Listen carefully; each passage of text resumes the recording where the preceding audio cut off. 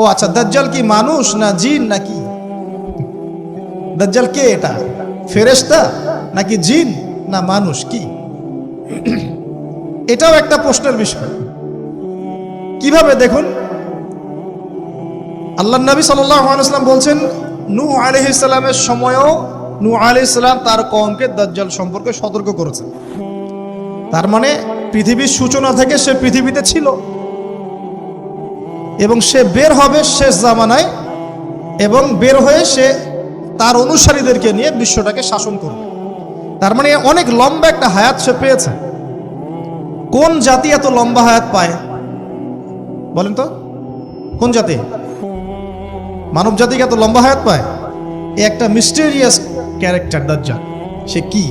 তারপরে দেখুন, নবী সাল্লাল্লাহু আলাইহি ওয়াসাল্লাম একটা হাদিসের মধ্যে বলেছেন যে তাকে ওই তামিম দারির ওই দ্বীপে বন্দী করে রাখা হয়েছে। আপনারা হাদিসে জানেন, দ্বীপে বন্দী থাকা অবস্থায় তাকে সাহাবীরা দেখেছেন অনেক বিশাল আকৃতিতে, ঠিক আছে? এবং সাহাবীদেরকে সে প্রশ্ন করছিল, তামিম দারিকে প্রশ্ন করছিল যে বাইসানের খেজুর বাগানে খেজুর কি ধরে? বলে হ্যাঁ ধরে। সে বলছে অচিরেই আর ধরবে না। তারপরে বলছে তাবারিয়া হ্রদে কি পানি আছে? সাহাবীরা বলছেন আছে। বলছে অচিরেই পানি থাকবে না। তোমাদের ওই উম্মি নবীর কি খবর? তখন সাহাবীরা বলছেন যে তিনি মক্কা থেকে মদিনায় হিজরত করে এসেছেন, বদরের যুদ্ধ হয়েছে, বালতির মতো তার অবস্থা, একবার এদিকে পাল্লা ভারী হয়, একবার এদিকে পাল্লা ভারী হয়।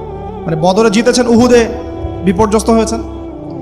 তখন এই ব্যক্তি বলছে যে তোমাদের জন্য উত্তম হবে ওই ব্যক্তির অনুসরণ করা।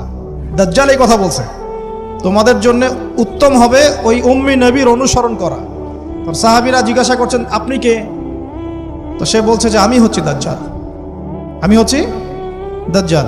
আমাকে অচিরেই এখান থেকে মুক্ত হওয়ার অনুমতি দেয়া হবে, তখন আমি এই পৃথিবীটাকে শাসন করব। তো এখানে সাহাবীরা দেখে আসছেন, যারা দেখে আসছেন তারা পরে ইসলাম কবুল করেছেন। তখন তারা মুসলিম ছিলেন না, খ্রিস্টান ছিলেন। কথা বুঝতে পারছেন? তাহলে এখানে আমরা তাকে একটা বিশাল দেহি দেখলাম, শিকল দিয়ে বন্দী। আবার নবী সাল্লাল্লাহু আলাইহি ওয়াসাল্লাম একদিন মদিনার মধ্যে উমর রাদিয়াল্লাহু আনহুকে নিয়ে হাঁটছেন, সহিহ মুসলিমে আছে। খবর পাওয়া গেল যে মদিনায় একটা যুবক ছেলে আছে, ইহুদি মায়ের সন্তান একটা যুবক ছেলে, যার চুলগুলা কোকড়ানো, চোখটা একটু ফোলা, যার আলামতগুলো দাজ্জালের সাথে মিলে যাচ্ছে। তখন নবী সাল্লাল্লাহু আলাইহি ওয়াসাল্লাম ওমর ইবনুল খাত্তাবকে নিয়ে ওদের বাসায় গেলেন। দেখলেন খেজুর বাগানে সে বসে আছে। মনোযোগ দিন। এবার নবীজি গিয়ে বললেন যে তুমি কি দেখো? সেই ছেলেটা বলছে আমি আরশ দেখি। আরশ বোঝেন?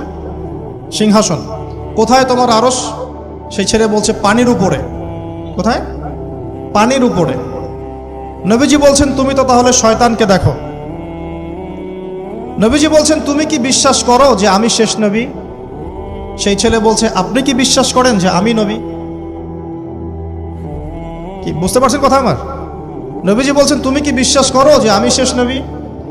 সেই ছেলে বলছে আপনি কি বিশ্বাস করেন যে আমি নবী? উমর রাদিয়াল্লাহু আনহু তরোয়ালের খাপ খোলা সারা। তিনি বললেন যে ইয়া রাসূলুল্লাহ অনুমতি দেন, এর গর্দানটাকে নামাই দিই, বেয়াদব, আপনার সাথে বেয়াদবি করছে। তখন নবী সাল্লাল্লাহু আলাইহি ওয়াসাল্লাম বললেন দাআহু ইয়া উমর, তাকে ছেড়ে দাও। যদি সে সত্যিকার অর্থেই দাজ্জাল হয়ে থাকে, তুমি উমর তাকে হত্যা করতে পারবে না। কেন হত্যা করতে পারবেন না? কারণ দাজ্জালের নিহত হওয়া লেখা আছে ঈসা আলাইহিস সালামের হাতে। কার হাতে? ঈসা আলাইহিস সালাম যখন আসবেন, এই প্যালেস্টাইনের বাবে লুদ নামক জায়গায় দাজ্জালকে মারা হবে। ঠিক আছে কথা? তাহলে ওমর তুমি তাকে হত্যা করতে পারবে না। আর যদি সে দাজ্জাল না হয়ে থাকে, নিরপরাধ মানুষকে হত্যা করে কোনো লাভ নেই। এখানে চান্স নেওয়া হলো 50-50। এক হাদিসে আপনি দেখছেন নবীজি বলছেন নূহ আলাইহিস সালাম তার কওমকে দাজ্জাল সম্পর্কে সতর্ক করেছেন। এক হাদিসে নবীজি বলছেন সে বের হলে 40 দিন বিশ্ব শাসন করবে। প্রথম দিন 1 বছর, দ্বিতীয় দিন 1 মাস, তৃতীয় দিন 1 সপ্তাহ, বাকি দিন আমাদের মতো। আরেক হাদিসে নবীজি বলছেন তামিম দারি দেখে এসেছে তাকে কোথায়? দ্বীপে বন্দী অবস্থায়, সে ছাড়া পাবে অচিরেই। আবার এখানে নবী সাল্লাল্লাহু আলাইহি ওয়াসাল্লাম মদিনাতেই একটা যুবক ছেলেকে দাজ্জাল মনে করে ইনভেস্টিগেট করলেন। আপনার কাছে কি সাবজেক্টটা সহজ মনে হচ্ছে না কঠিন? খুব সহজ কি না কঠিন? চিন্তা করতে হবে কি হবে না? এতই জটিল একটা ক্যারেক্টার। শুধু তাই না, নবীজি আরো বলছেন সে যখন বের হবে, 4টা জায়গার কথা পাওয়া যাচ্ছে হাদিসে, 4টা জায়গা কোত্থেকে বের হবে। এখানে কিন্তু নবীজি মদিনাতে তাকে খুঁজলেন, ইনভেস্টিগেট করলেন। আবার আরেকটা হাদিসে নবীজি বলেছেন সে যখন বের হবে শেষ জামানায়, তখন মক্কায় ঢুকতে পারবে না, মদিনায় ঢুকতে পারবে না। আপনারা হাদিসটা জানেন না? আলেমরা তো জানেন। মক্কাতেও ঢুকতে পারবে না, মদিনাতেও ঢুকতে পারবে না। খোলা তরোয়াল নিয়ে ফেরেশতারা দাঁড়িয়ে থাকবে। আবার সেই নবী মুহাম্মদ সাল্লাল্লাহু আলাইহি ওয়াসাল্লাম মদিনাতে এই ছেলেটাকে দাজ্জাল ভাবছেন, ইনভেস্টিগেট করছেন। তার মানে তারা সতর্ক ছিলেন। এই ছেলের নাম ছিল ইবনে সাইয়্যিদ। কি নাম? ইবনে সাইয়্যিদ, নাম মনে রাখবেন। এও একটা বিস্ময়কর ক্যারেক্টার। আবার সেই নবী সাল্লাল্লাহু আলাইহি ওয়াসাল্লাম বলেছেন শেষ জামানাতে দাজ্জাল বের হবে খোরাসান থেকে। কোন জায়গা? খোরাসান। খোরাসান বলতে কোন জায়গা? এটা মূলত এর হার্ট হচ্ছে আফগানিস্তান, এর পাশে যে বেলুচিস্তান, এই যে উজবেকিস্তান, ইরানের কিছু অংশ, এই পুরো জায়গাটা, শুধু একটা দেশ না, পুরো জায়গাটা এর হার্ট হচ্ছে আফগানিস্তান। খোরাসান থেকে বের হবে। আরেক হাদিসে নবীজি বলছেন সে ইস্পাহান থেকে বের হবে। কোন জায়গা? ইস্পাহান এখন ইরানে। ভৌগোলিক বিষয় যখন তখন চেঞ্জ হয়ে যায়, হয় কি না? আগে কি ইরাক ইরান এরকম পার্ট ছিল? আগে কি এভাবে এই 52টা দেশের ভাগ ছিল? লেবানন, জর্ডান, সৌদি আরব, ইরাক ইরান এরকম ভাগ ছিল না? এক অঞ্চল ছিল শাম, একটা হেজাজ, একটা নাজদ, এরকম আর কি ভাগ ছিল। তো এটা চেঞ্জ হয়। ওই হাদিসে আসছে ইস্পাহান থেকে একটাতে, আরেকটাতে আসছে ইরাক এবং শাম। শাম বলতে বোঝাচ্ছি এই পুরো প্যালেস্টাইন, লেবানন, জর্ডান, পুরো অঞ্চলটাই শাম। আর ইরাক তো আপনারা জানেন। ইরাক এবং শামের মাঝখানের একটা রাস্তা থেকে বের হবে। 3টা জায়গা। আরেকটা 4 নাম্বার খাল্লা নামে একটা জায়গা থেকে সে বের হবে। আর এই খাল্লা আপনি গুগলে সার্চ দিয়ে পাবেন না। গুগলের সাথেও দাজ্জালের অনুসারীদের একটা সম্পর্ক আছে, আপনার ফেসবুকের সাথেও আছে, প্রযুক্তিগুলোর সাথেও আছে, নিউক্লিয়ার ওয়েপেন্সের সাথেও আছে, বর্তমান ব্যাংকিং সিস্টেমের সাথেও আছে, এবং বর্তমান গ্লোবাল পলিটিক্যাল অ্যাফেয়ার্সের সাথেও দাজ্জালের অনুসারীদের সরাসরি সম্পৃক্ততা আছে।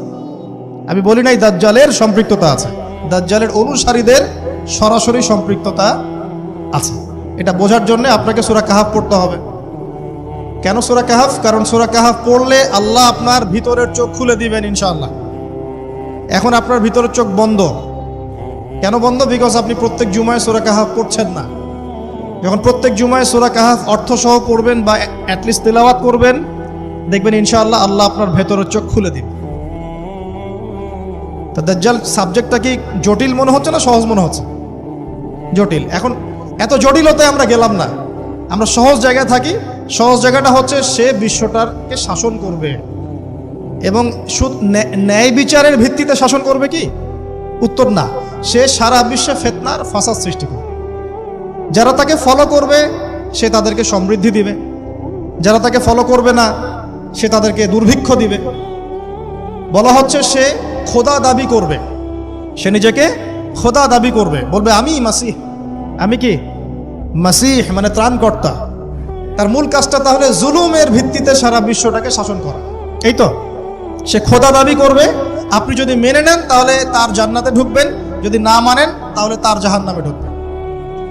তার জান্নাতে ঢোকা মানে হচ্ছে আসলে জাহান্নামে ঢোকা, আর তার জাহান্নামে ঢোকা মানে হচ্ছে আসলে জান্নাতে ঢোকা। যেমন একজন যুবক ছেলেকে সে পাবে রাস্তায়, যখন বের হবে ছেলেটাকে বলবে যে তুমি কি বিশ্বাস করো যে আমি আল্লাহ? সেই ছেলে বলবে যে না, আমি বিশ্বাস করি না। সেই ছেলেটাকে শুইয়ে দিয়ে করাত দিয়ে তাকে দুই ভাগ করবে। এটা হাদিসে আসছে। 2 ভাগ করে দেহের 2টা অংশ 2 দিকে ছুঁড়ে মারবে, এবং সে শক্তিশালী হবে, অনেক ফিজিক্যালি অনেক শক্তিশালী, অনুসারীদের দিক থেকে অনেক শক্তিশালী। পৃথিবীর সব নিয়ন্ত্রণ তার হাতে, ঠিক আছে? তার কাছে প্রযুক্তি, তার কাছে অনেক কিছু। মানে সবচেয়ে বড় ফিতনা, মানে সবচেয়ে বেশি শক্তিশালী, সবচেয়ে বড় মানে পাওয়ার, মিলিটারি পাওয়ার, সবচেয়ে বড় ইকোনমিক পাওয়ার, সবচেয়ে বড় মিলিটারি অ্যাফেয়ার্স যা আছে সব। তো এর জন্য একটা যুবক ছেলেকে কেটে 2 পিস করে ফেলা কি এমন বিষয়? এখনই তো কত কি করা হচ্ছে, তাই না? আরে ভাই হচ্ছে তো, আমরা জানি তো।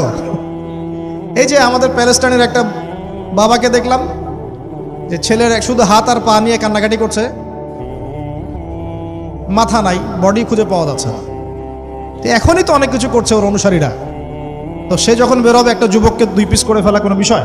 একদিক এইদিকে ছুঁড়ে মারবে আর একদিক ওইদিকে, এরপরে আবার জীবিত করবে তাকে, আবার জীবিত করবে। মানে তাকে আল্লাহ পাক এরকম কিছু ক্ষমতা দিবেন মানুষকে পরীক্ষা করার জন্য।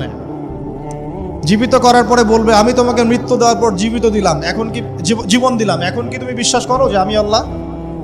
এই ছেলে এবার বলবে যে এখন আমার পুরো ইয়াকিন হয়ে গেছে যে তুই দাজ্জাল। কারণ আমি এই হাদিসটা জানতাম যে এক ছেলেকে সে এভাবে কেটে টুকরা টুকরা করে আবার জীবিত করে বলবে যে আমি আল্লাহ, তুই কি বিশ্বাস করিস? তবে আমি জানতাম না যে সেই যুবক ছেলে আমি। তো বলা হচ্ছে এই যুবক ছেলে অনেক বড় শাহাদাতের মর্যাদা পাবে ইনশাআল্লাহ। তার মানে বোঝাতে যাচ্ছে সে এত শক্তিশালী হবে যে সে যা ইচ্ছা তাই করতে পারবে, যা ইচ্ছা তাই। এখন কি আপনারা দেখছেন না যে গাজাতে যা ইচ্ছা তাই করা হচ্ছে? যা ইচ্ছা তাই। ইচ্ছা হলো আপনার ঘরটা ভেঙে দিলাম, ইচ্ছা হলো আপনার মেয়েকে তুলে নিয়ে আসলাম, ইচ্ছা হলো আপনার ছেলেটাকে নিয়ে কারাগারে রেখে দিলাম, ইচ্ছা হলো রিমান্ডে নিয়ে নিলাম, ইচ্ছা হলো আপনার জমিটা দখল করে ফেললাম, ইচ্ছা হলো আকাশ থেকে একটা বোম ফেলে আপনার বাচ্চাকে হত্যা করে ফেললাম। যা ইচ্ছা তাই, যা ইচ্ছা তাই, কেউ কিছু বলার নাই। সবাই মিলে আমরা হয়তো এরকম ওয়াজ মাহফিলে 2-4টা কথা বলে রাগ ঝাড়তে পারি, আপনি একটু সাহস দেখালে মিছিল করতে পারেন, সেমিনার সিম্পোজিয়াম করতে পারেন, আরও বড় শক্তি থাকলে রাষ্ট্রীয় পর্যায়ে পর্যন্ত চাপ প্রয়োগ করতে পারেন, আরও যদি ইমানদার রাষ্ট্র হয় সে জাতিসংঘে গিয়ে একটা প্রতিবাদ করতে পারে। এই তো, এতটুকুই তো। সবগুলো মুসলিম রাষ্ট্র মিলে একসাথে হয়ে কি ওর বিরুদ্ধে যুদ্ধ করতে পারছে?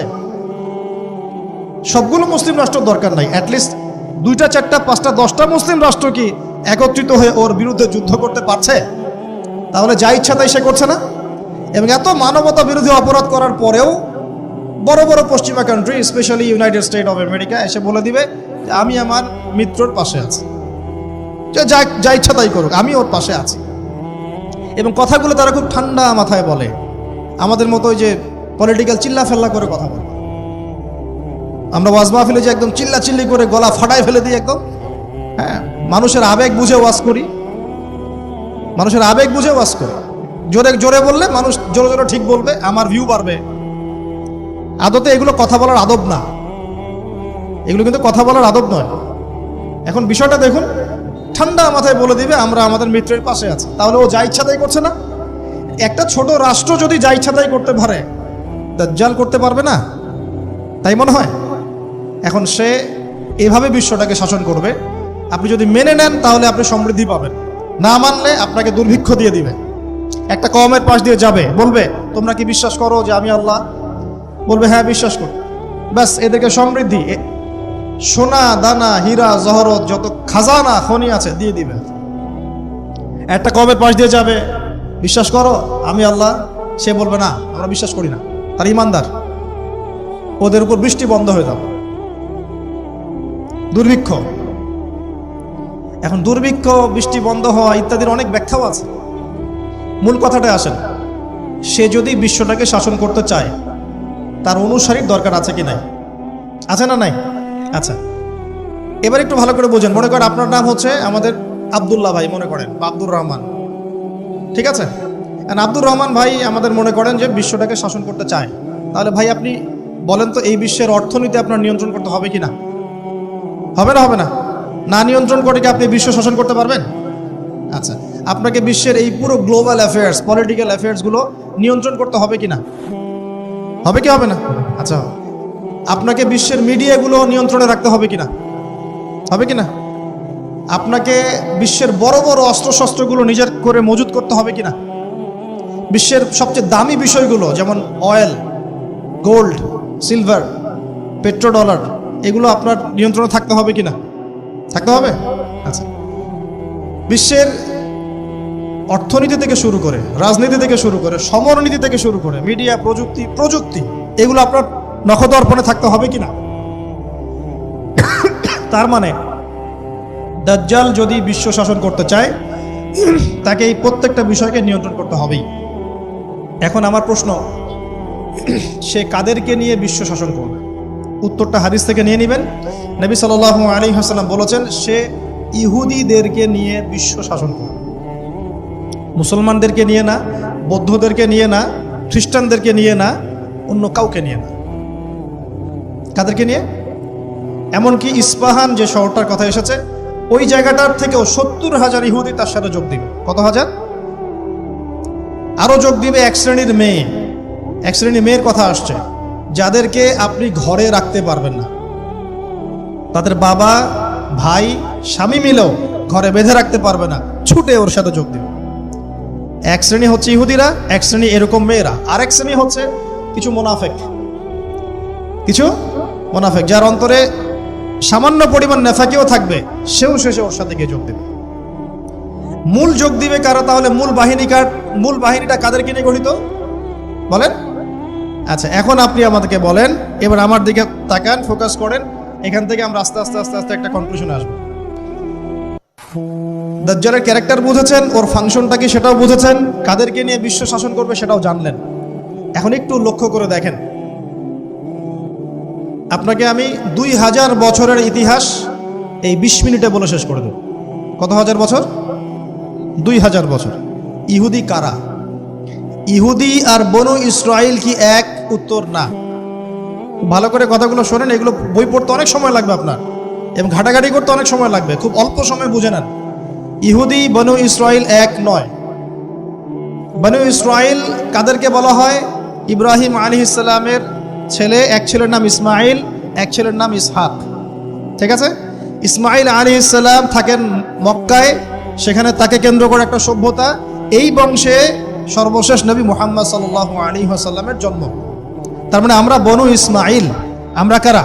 বনু ইসমাইল। আমরা মুহাম্মদ সাল্লাল্লাহু আলাইহি ওয়াসাল্লামের কওম, উম্মাহ। আর এইদিকে আরেক ছেলের নাম হচ্ছে ইসহাক, যিনি থাকেন ওই শামে, ওই প্যালেস্টাইনে, ওই জেরুজালেমে, ওই জায়গায়, ওটা শাম। ঠিক আছে? এবং ওখানে তিনি তার বংশ বিস্তার হচ্ছে। তার ছেলের নাম হলো ইয়াকুব। কি নাম? ইয়াকুব আলাইহিস সালামের আরেক নাম হলো ইসরাইল। ইয়াকুব আলাইহিস সালামের আরেক নাম কি? ইসরাইল। এবং তার সন্তানদেরকে বলা হয় বনু ইসরাইল। তার সন্তান অনেক। এই সন্তানদের মধ্যে একজনের নাম ইউসুফ। ঠিক আছে? তারপরে আসছে পরে ইউনুস। এই বনু ইসরাইলের মধ্যেই দাউদ, মূসা, সুলাইমান, ঈসা ইবনে মারিয়াম। বলা হয় 1,24,000 নবী রাসূলের মধ্যে বেশিরভাগই এখানে এসেছে। তাহলে বনু ইসরাইল বলা হচ্ছে এই কওমটাকে। তা ওদের নাম বনু ইসরাইল থেকে ইহুদি হলো কখন? যখন তারা ঈসা আলাইহিস সালামকে স্বীকার করলো না তখন। ঈসা আলাইহিস সালাম কি তাদের মধ্যে আসেন নাই?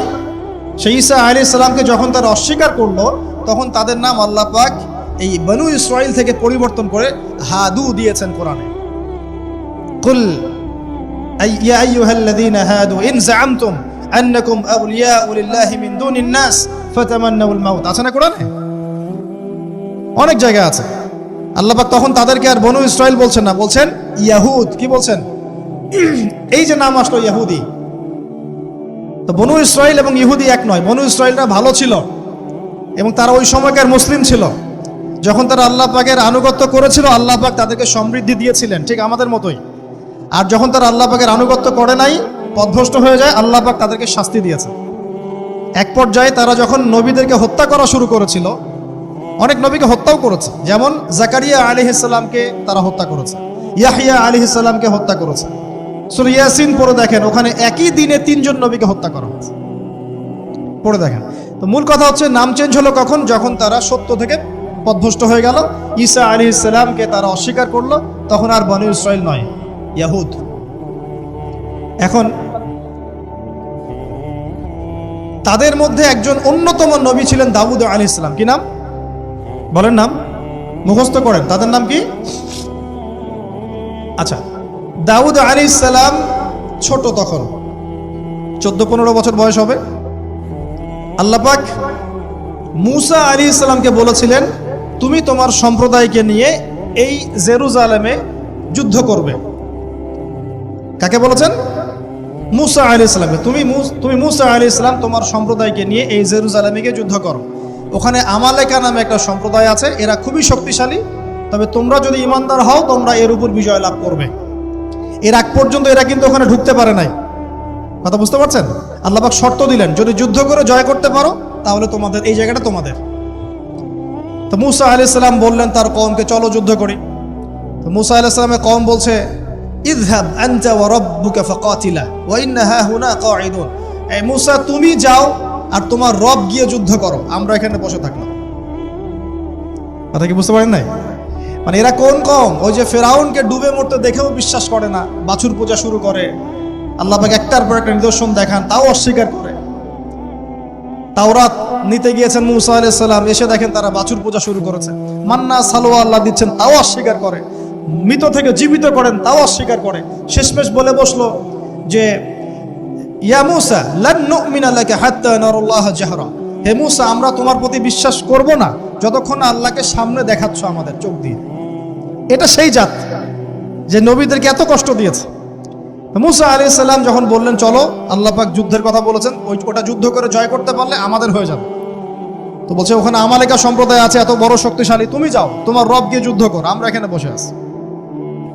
আর আমাদের নবী মুহাম্মদ সাল্লাল্লাহু আলাইহি ওয়াসাল্লাম যখন বদরের মাঠে 313 জনকে নিয়ে পরামর্শ করছেন কি করব, যুদ্ধ করব কি না, তখন আমাদের মুসলিম সেনা বাহিনীর মধ্যে যে সাহাবীরা ছিলেন, সাদ বিন মুয়াজ রাদিয়াল্লাহু আনহু, তিনি বলছিলেন, ইয়া রাসূলুল্লাহ সাল্লাল্লাহু আলাইহি ওয়াসাল্লাম, আপনি আমাদেরকে নিয়ে বদরের মাঠ কেন, যদি উত্তাল সাগরেও ঝাঁপ দিতে চান আমরা সেখানেও ঝাঁপ দিব। কত পার্থক্য, তাই না? তিনি বলছিলেন যে আমরা সেই কথা আপনাকে বলবো না যেই কথা মুসার কওম মুসাকে বলেছে। আপনি যদি আদেশ করেন আমরা উত্তাল সাগরেও ঝাঁপ দিতে পারি। এমনি এমনি তো বদরের যুদ্ধ আসে নাই, বিজয় আসে নাই, এইসব ইমানের কারণে এসেছে। এখনো কি এই মাজলুম ভাইরা উত্তাল সাগরে ঝাঁপ দেয় নাই? তারা তাই করছে। ওইদিকে আসছি আমি পরে, এই জায়গাটা একটু বোঝেন।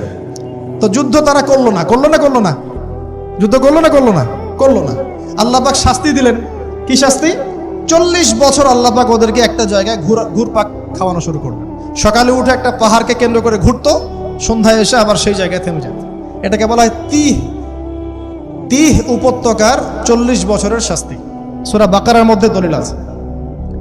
এবার মুসা আলাইহিস সালামের জীবনটা শেষ, উনার হায়াত শেষ, উনি চলে গেলেন আল্লাহর কাছে। পরবর্তীতে নবী হলেন ইউশা বিন নুন। কি নাম? ইউশা বিন নুন। মনে রাখার চেষ্টা করেন, ভুলে যান না আবার। ইউশা বিন নুন একজন নবী। এবার ইউশা বিন নুনের সময় ওই বনু ইসরাঈলী বলছে যে আমরা যুদ্ধ করতে চাই, ওই জায়গা আমরা দখল করতে চাই। আমিন। এখন আসেন, কোন জায়গা ভাই? কোন জায়গা যুদ্ধ করতে চায়? আচ্ছা, জেরুজালেম নিয়ে এত কথা কেন জানেন? কারণ এই জায়গাটা শেষ জামানার সবচেয়ে ইম্পর্টেন্ট জায়গা। শেষ জামানার সবচেয়ে ইম্পর্টেন্ট জায়গা 3টা, মুখস্থ করেন। কয়টা? 1 হচ্ছে জেরুজালেম, 2 হচ্ছে মক্কা মদিনা, জানেন, আর 3 নাম্বার হচ্ছে কনস্ট্যান্টিনোপল। কনস্ট্যান্টিনোপল মানে কুস্তান্তনিয়া। কোথায় এটা? তুরস্কে। আরেকটা জায়গা আছে, এটাও অনেক বেশি ইম্পর্টেন্ট, সেটা হলো খোরাসান। সেটা কি? খোরাসান। এই 4টা জায়গার কথা মাথায় রাখবেন।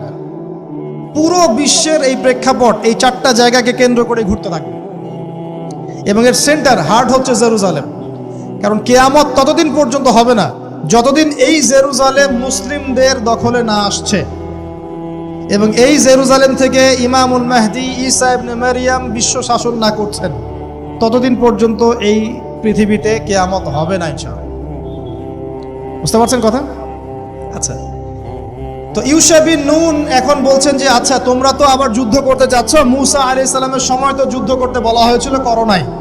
এখন যদি আবার যুদ্ধের কথা বলা হয়, যদি তোমরা আবার পালায় যাও, তখন তারা বলছে ওয়ামা লানা আল্লা নুকাতিলা ফি সাবিলিল্লাহ, কেন আমরা আল্লাহর রাস্তায় যুদ্ধ করব না? ওয়াকাদ উখরিজনা মিন দিয়ারিনা, আমাদেরকে আমাদের বাড়িঘর থেকে বের করে দেওয়া হয়েছে, ওয়া আবনাইনা, আমাদের সন্তান থেকে বিচ্ছেদ করানো হয়েছে, কেন যুদ্ধ করব না? অবশ্যই যুদ্ধ করব।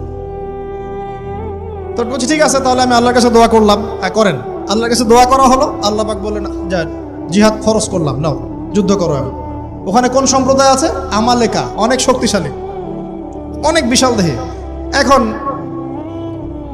যুদ্ধের আয়াত ফরজ হওয়ার পরে এখন বনু ইসরাইল বলছে আচ্ছা আমাদেরকে একটা নেতা নিযুক্ত করে দিন, তাহলে সেনাপতি নিযুক্ত করুন। সেনাপতি লাগে কি লাগে না? লাগে না? আচ্ছা, আমরা শিখতেছি স্মার্টফোন, টিকটক, বিশ্বাস ঢাকা শহরে এই 15 থেকে 20 বছরের ছেলেপেলের যা অবস্থা দেখলে আমাদের চোখ দিয়ে পানি বের হয়। আবার শুকরিয়া আদায় করি, আলহামদুলিল্লাহ ওই যুগে আমরা, এই যুগটা আমরা এইভাবে নষ্ট করি না, আলহামদুলিল্লাহ। কি একটা অবস্থা! এদের অর্ধেকের সাইকোলজি নষ্ট করে দিয়েছে বিভিন্ন মুভিজ, সিনেমা। এখনকার অনেক মুভিজে দেখায় যে সে গ্যাংস্টার হচ্ছে, গ্যাংস্টার হওয়াটা একটা প্যাশন। ওইটা দেখে দেখে সে নিজেও গ্যাংস্টার হওয়ার চেষ্টা করে। আমি হলফ করে বলতে পারি, আমার কথা আপনারা মন খারাপ করেন না, এটা আমার কনফিডেন্স থেকে বলছি, এখন যদি আরেকটা মুক্তিযুদ্ধ হয়, এই জেনারেশন অস্ত্র হাতে নিতে পারবে না। ওই অস্ত্র হাতে নিবে ওই যাদের বয়স 40, ওই 50, এরাই। আমাদের এই যে কিশোর গ্যাং, টিকটক জেনারেশন আর যুবক সমাজকে আপনি খুঁজেই পাবেন। আল্লাহ পাক আমাদেরকে হেফাজত করুন। আর এটার জন্য ভাই, আমাদের যাদের দাড়ি পেকে গেছে আমরা দায়ী সমানভাবে। কারণ আপনি নিজের ফিকির করেছেন, আপনার সন্তানের ফিকির কোথায়? আপনার ছেলে সারা রাত পর্ন দেখে, আপনার মেয়ে সারাদিন ছেলেদের সাথে কথা বলে, আপনার মেয়ে ছেলে যে ডেট করতেছে এইখানে ওইখানে, জেনা করতেছে, মদ খাচ্ছে, গাড়ি নিয়ে ধুমসে ড্রাইভ করতেছে মেয়েকে নিয়ে। আপনি মনে করতেছেন বাচ্চা ছোট আছে, বড় হলে ঠিক হয়ে যাবে। সুবহানাল্লাহ। আপনি বাচ্চাকে পড়াচ্ছেন না, কোরআন শেখাচ্ছেন না, হাদিস শেখাচ্ছেন না। জেনারেল লাইনে যে পড়াচ্ছেন, জেনারেল লাইনে পড়াশোনা করার পরে সে হচ্ছেটা কি? কি শিখলো? স্যারকে দেখলে থাপ্পড় মারে। এখনকার ছেলেপেলে অনেকে স্যারকে সম্মান করেন। স্যার নকল ধরে ফেলেছে, স্যারকে এক থাপ্পড় দিল। গুন্ডামি শিখেছে, গুন্ডামি। আদব, সবর, নীতি নৈতিকতা এগুলো নাই, উঠে যাচ্ছে দিন দিন। আমি আসলে ওয়াজ করবো কি নিয়ে? দাজ্জাল তো অনেক বড় ইস্যু। সত্যি কথা বলতে দেখেন, আমরাও স্কুলে পড়েছি, কলেজে পড়েছি, কিন্তু আমরা তো বেয়াদব ছিলাম। বেয়াদবি এক জিনিস আর দুষ্টামি এক জিনিস। আমরা দুষ্ট ছিলাম, খুব দুষ্ট ছিলাম, দুরন্ত। খেলাধুলা পছন্দ করতাম, দুরন্ত, দুষ্টামি করতাম। স্যারদের সাথে আমাদের একটা ফ্রেন্ডলি সম্পর্ক ছিল, বন্ধুর মতো। কিন্তু আমরা কখনো বেয়াদবি করি না। এখন দেখবেন ওয়াজে আলেমদের সামনে গিয়ে বেয়াদবি করতেছে। ওলামায়ে কেরামের সামনে যে একটু মানে ভদ্রভাবে কিছু কথা বলে, মাসালা জিজ্ঞাসা করে, ওখানেও গিয়ে বেয়াদবি করতে। কথা বলাই জানে না কিভাবে কথা বলতে হয়। আল্লাহর ওয়াস্তে ভাই, আকীদার, আমলের, এই যে আখলাকের সংশোধন করেন, না হলে আমাদের সামনে মহা বিপর্যয় অপেক্ষা করছে। আল্লাহ পাক আমাদের সবাইকে কথাগুলো বোঝার তৌফিক দান করুন, বলি আমিন। অনেক লম্বা হয়ে যাবে, ওদিকে যাচ্ছি না, মূল জায়গা থেকে একটু শেষ করে দেব। আপনারা অনেকক্ষণ ধরে অপেক্ষা করছেন, একটু খেয়াল করেন। তাহলে ইউশা বিন নুনের কাছে এখন এরা বলছে নেতা দাও, নেতা। তো ইউশা বিন নুন বলছে ঠিক আছে, আমি দোয়া করলাম। আল্লাহ পাক তালুতকে নেতা বানালেন। কাকে? তালুত। এখন বনু ইসরাইল বলছে ওর নেতৃত্ব আমরা মানি না। কেন মানো না? যে ওর তো টাকা পয়সা নাই, ওর তো স্ট্যাটাস নাই। যে আমাদের কাছে নেতৃত্বের মানদণ্ড যেগুলা, আমরা টাকা পয়সা দেখে নেতা বানাই না। আপনার টাকা নেই, আপনি নেতা হতে আসছেন কেন? আপনার স্ট্যাটাস নাই, আসছেন কেন? ও বনু ইসরাইল একই কথা বলছে, ওর তো টাকা নাই, স্ট্যাটাস নাই, নেতা হবে কেন? তখন আল্লাহ পাক বলছেন যে ওয়াজাদাহু বাসতাতান ফিল ইলমি ওয়াল জিসম। আল্লাহ পাক তো তালুতকে দুটো কোয়ালিটি দিয়েছেন। আল্লাহ পাক তাকে শারীরিক শক্তি দিয়েছিলেন এবং জ্ঞান দিয়েছেন, প্রজ্ঞা এবং জ্ঞান দিয়েছেন। তার নেতৃত্বের মানদণ্ড কয়টা এখানে পেলেন? দুটা। শারীরিক শক্তি থাকতে হবে ঠিকঠাক, ফিজিক্যালি স্ট্রং না হলে তো সে ডিল করতে পারবে না। আর মেধা থাকতে হবে, জ্ঞান। তা আসলে কি এই দুইটা এখন নেতৃত্বের মানদণ্ড? সুবহানাল্লাহ। অদ্ভুত সিস্টেম বিশ্ববাসীকে দেওয়া হয়েছে। বিশ্ববাসীকে একটা অদ্ভুত সিস্টেম দেওয়া হয়েছে।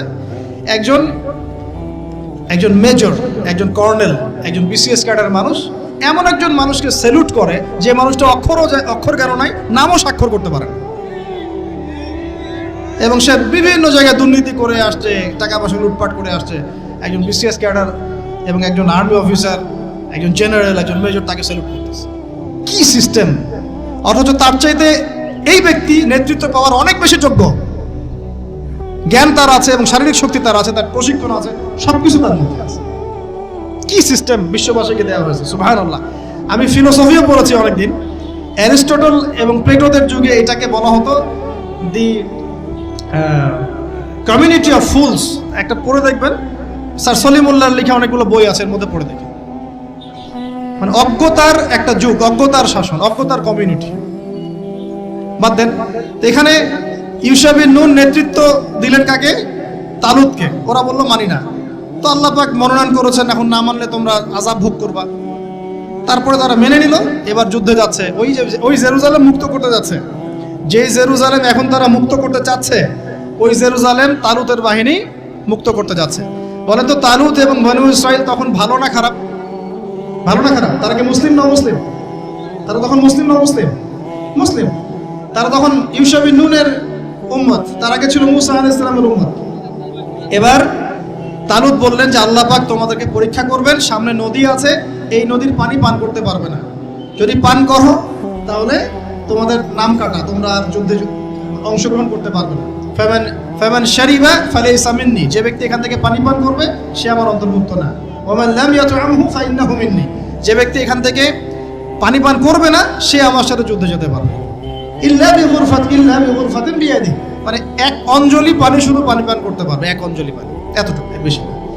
ফাশারিবু ইল্লা কলিলাম মিনহুম, আল্লাহ পাক বলেন ওদের বেশিরভাগই পানি পান করলো, অল্প কিছু বাদ দিয়ে। অল্প কিছু সংখ্যা তাফসীরে এসেছে 313 জন বাদ দিয়ে, 313 জন বাদ দিয়ে, 313 যে বদরে এখানেও। তো এবার এই 313 জনকে নিয়ে তালুত এগিয়ে গেল, গিয়ে দেখলো বিশাল বাহিনী, বাপরে বাপ, একদম আমালেকা সম্প্রদায়। সেখানে নেতৃত্ব দিচ্ছে ওদের সেনাপতি, তার নাম জালুত। কি নাম? জালুত।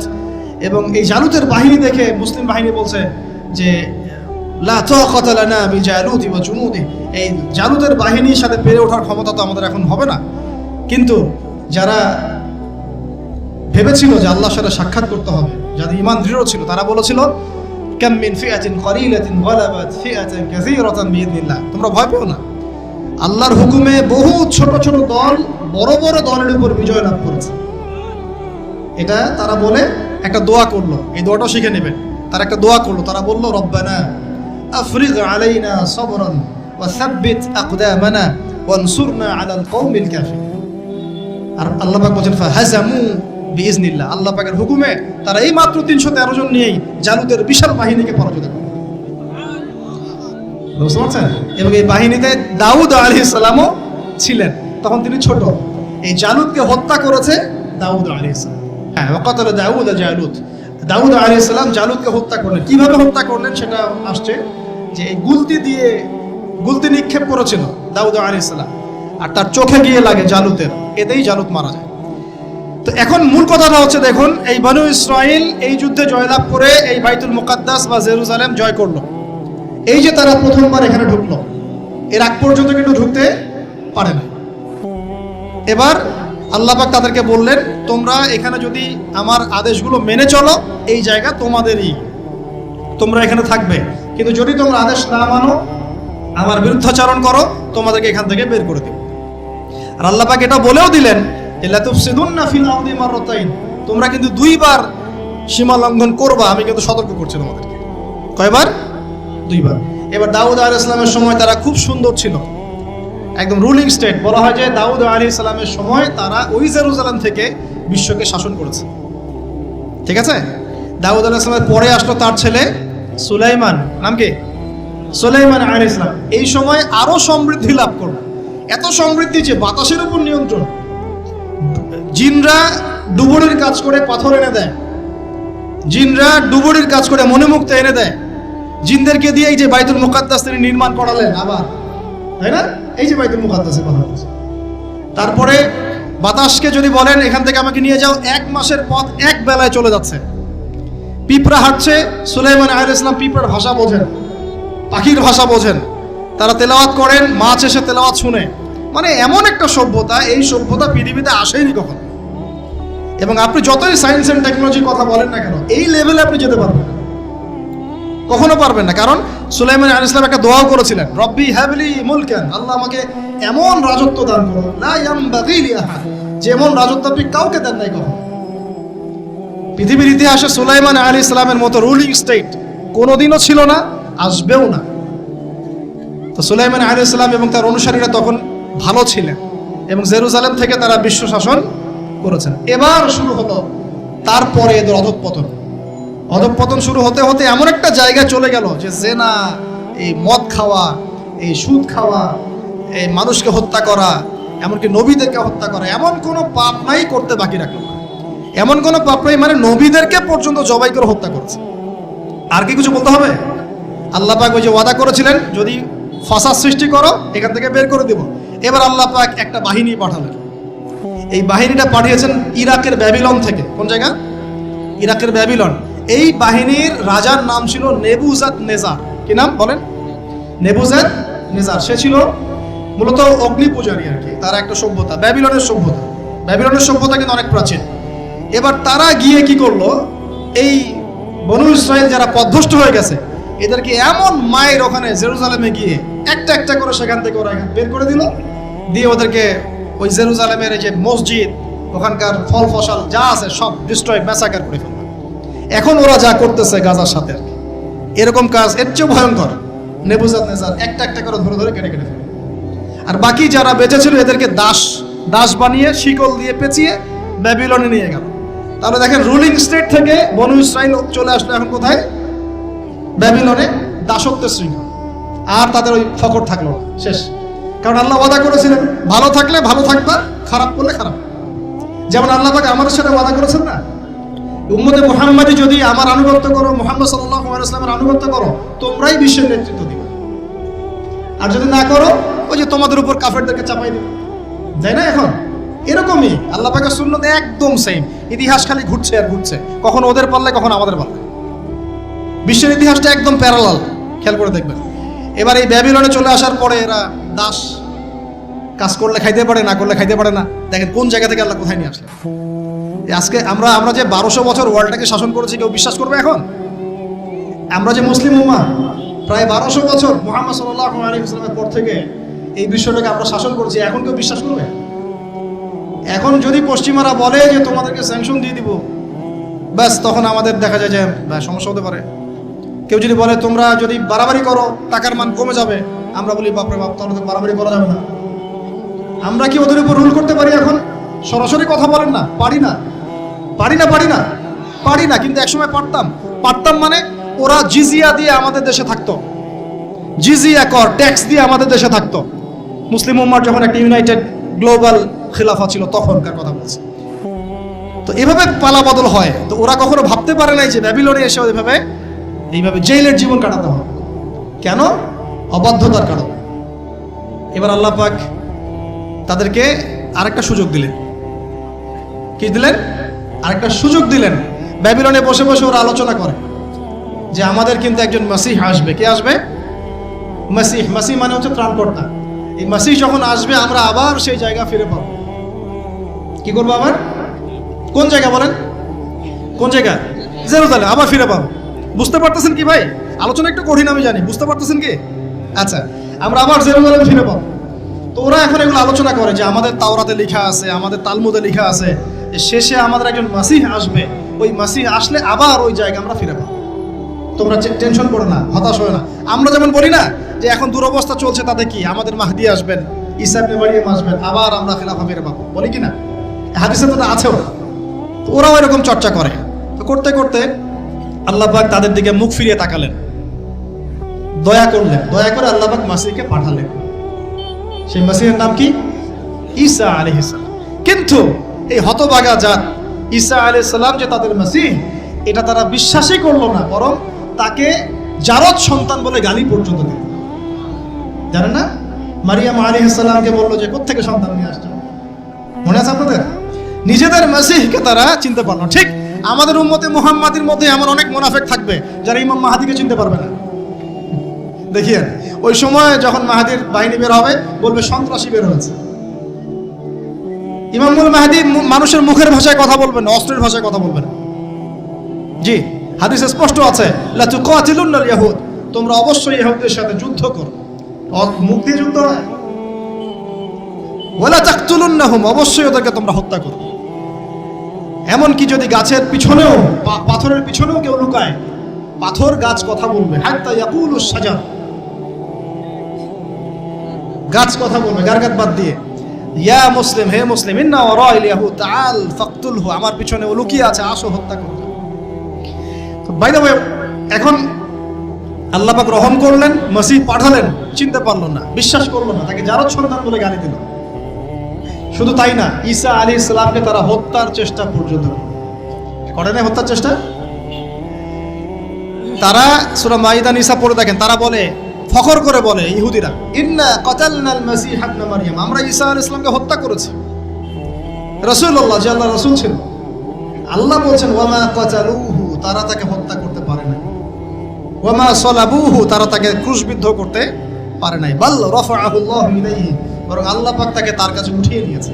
ওয়ালাকিন শুববিহা লাহু, কিন্তু ওদের ওরা ধোঁকা খেয়েছিল, মনে হয়েছিল তিনিই মনে হয় মাসিহ। আসলে সে মাসিহ ছিল না। আল্লাহ পাক তাকে উঠিয়ে নিয়েছেন এবং শেষ জামানায় তাকে আবার পাঠাবেন। কেন পাঠাবেন? কারণ তার কাজ এখনো বাকি আছে। তার কাজ হচ্ছে সত্যিকারের মাসিহ মিথ্যায় প্রতারক দাজ্জালকে হত্যা করবে এবং এই জেরুজালেম থেকে ঈসা আলাইহিস সালাম আবার ইসলামী খেলাফা বাস্তবায়ন করবে। এটা তার কাজ এখনো বাকি আছে। এই কারণে তিনি যখন আসবেন, তিনি বিয়ে শাদী করবেন, তার সন্তান হবে, তার ইন্তেকালের পরে তাকে দাফন করা হবে আল্লাহ নবী সাল্লাল্লাহু আলাইহি ওয়াসাল্লামের কবরের পাশে, রওজা মুবারকের পাশে। তার কাজ এখনো বাকি আছে। তারা মাসিহকে চিনতে পারলো না। এবার আল্লাহ পাক আবার শাস্তি দিলেন, লা তুফসিদুন্না ফিল আরদি মাররাতাইন, তোমরা দুইবার ফাসাদ সৃষ্টি করবা। এবার কার হাতে শাস্তি দিলেন? এবার রোমানদের হাতে। ওই যে রোমক সভ্যতা, রোমানদের ইতিহাস পড়েছেন তো আপনারা, ওরা সুপার পাওয়ার ছিল তখন। রোমানদের যে নেতৃত্ব দিয়েছে তার নাম ছিল হেরাক্লিয়াস, সম্ভবত টাইসার এরকম একজন সেনাপতি ছিল তাদের। আমি নামটা এই মুহূর্তে ভুলে গেছি। তো যাই হোক, রোমানরা তখন এসে 70 খ্রিস্টাব্দের কথা, মানে ঈসা আলাইহিস সালামের জন্মের, মানে ঈসা আলাইহিস সালামের নবী হয়ে আসার পরে আর 70 বছর পরের কথা, যখন তারা স্বীকার করলো না, এই রোমান বাহিনী এসে ওই যে আগে যেমন ব্যাবিলনের বাহিনী গিয়ে ওদেরকে ম্যাসাকার করেছিল, এই রোমান বাহিনী গিয়ে ওদেরকে পুরো ম্যাসাকার করলো। আবার এই জেরুজালেম ধ্বংস হলো, মসজিদ ডিস্ট্রয় হলো, ওদেরকে হত্যা করা হলো, দাসত্ব শৃঙ্খল আবদ্ধ করা, এভাবে ওদেরকে আবার ম্যাসাকার করা। দুইবার আল্লাহ শাস্তি দিলেন। তবে এবার তারা দাসত্বের শৃঙ্খল আবদ্ধ হয় নাই, বিশ্বের বিভিন্ন জায়গায় ছড়িয়ে ছিটিয়ে গেছে। কোথাও 10 জন, কোথাও 20 জন, কোথাও 50, কোথাও 100, এভাবে আস্তে আস্তে ছড়িয়ে ছিটিয়ে গেছে। ওরা আর এক জায়গায় থাকতে পারে না। ওদের একটা অংশ গিয়ে মদিনায় আশ্রয় নিয়েছে। কোথায়? মদিনা, যার নাম ইয়াসরিব।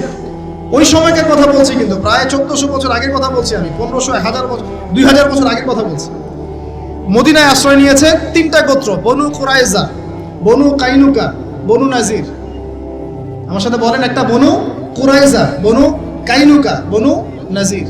কোথায় আছে ওরা বসে? মদিনায়। কেন মদিনায়? কারণ ওই যে তাওরাতে আছে, মাসিহকে তো স্বীকার করলো না, শেষ জামানে একজন নবী আসবে, সে ওই আরব থেকে আসবে, অপেক্ষা করছে মদিনায় যে সেই নবী আসলে ইসলাম কবুল করে আমরা আবার সমৃদ্ধি হব।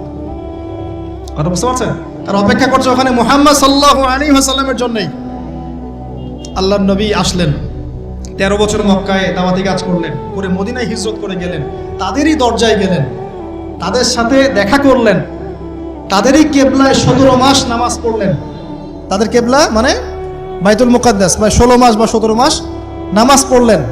কিন্তু তারপরেও ঠিক যেমন করে তারা ওদের মাসিহকে চিনতে ব্যর্থ হলো, একইভাবে তারা মুহাম্মদ সাল্লাল্লাহু আলাইহি ওয়াসাল্লামকেও চিনতে ব্যর্থ হলো। না মাসিহকে গ্রহণ করলো, না মুহাম্মদ সাল্লাল্লাহু আলাইহি ওয়াসাল্লামকে গ্রহণ করলো। ব্যাস, এরপরে শত্রুতা শুরু হলো। আপনারা জানেন, আল্লাহর নবীকে বারংবার তারা হত্যার চেষ্টাও করেছে। আল্লাহ নবী বনু নজিরের দেয়ালে হেলান দিয়ে আছেন, উপর থেকে পাথর ফেলে হত্যা করার চেষ্টা করা হয়েছে। খাইবারে নবী যুদ্ধ করতে গিয়েছেন, তাকে বিষ পান করে প্রয়োগ করে হত্যা করার চেষ্টা করা হয়েছে। তাহলে ওদের চরিত্র কি বদলালো?